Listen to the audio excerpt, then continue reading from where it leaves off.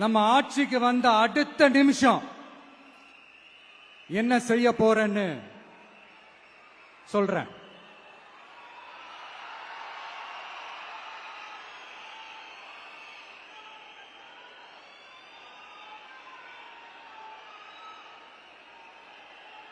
Number 1, தமிழ்நாட்டில் இருக்கிற எல்லா குடும்பங்களுக்கும் உறுதுணையா இருக்கத்தான் நாம் அரசியலுக்கே வந்தோம். அந்த எண்ணத்தோட வெளிப்பாடு தான் நம்மளோட ஒவ்வொரு குடும்பத்திற்குமான உத்தரவாதம். 200 யூனிட் கட்டணமில்லா மின்சாரம். நம்பர் 2, என்னோட பாட்டி, அம்மா, அக்கா, தங்கச்சிங்க எல்லாரும் தமிழ்நாட்டில் எல்லா இடத்துக்கும் அனைத்து அரசு பேருந்துகளிலும் கட்டணம் இல்லாமலே போகலாம். நம்பர் 3, சட்டம் ஒழுங்கு சரியா ரொம்ப ஸ்ட்ரிக்டா நிலைநாட்டியே தீருவோம். அதோட வெளிப்பாடா பெண்கள் பாதுகாப்புக்கான மிக கடுமையான சிறப்பு சட்டம் கொண்டு வரப்படும். அது மட்டும் இல்ல, நம்ம இளைஞர்களோட பாதுகாப்புக்காக போதைப் பொருள் தடுப்பு மற்றும் ஒழிப்புக்கான சிறப்பு சட்டம் கொண்டு வரப்படும்.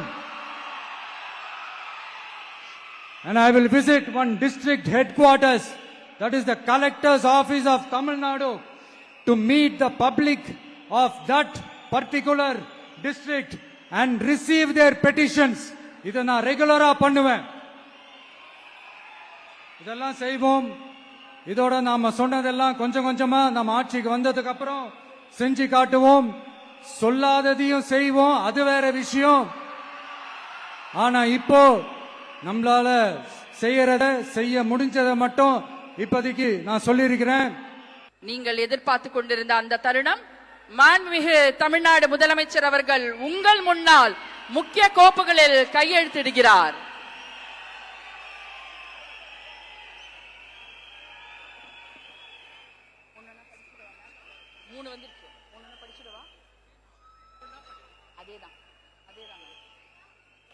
மாண்புமிகு தமிழ்நாடு முதலமைச்சர் அவர்கள் 2 மாதங்களுக்கு 500 யூனிட் வரை பயன்படுத்தும் வீட்டு மின் நுகர்வோர்களுக்கு 2 மாதங்களுக்கு 200 யூனிட்கள் கட்டணமில்லா மின்சாரம் வழங்கும் ஆணையிட்டுள்ளார்.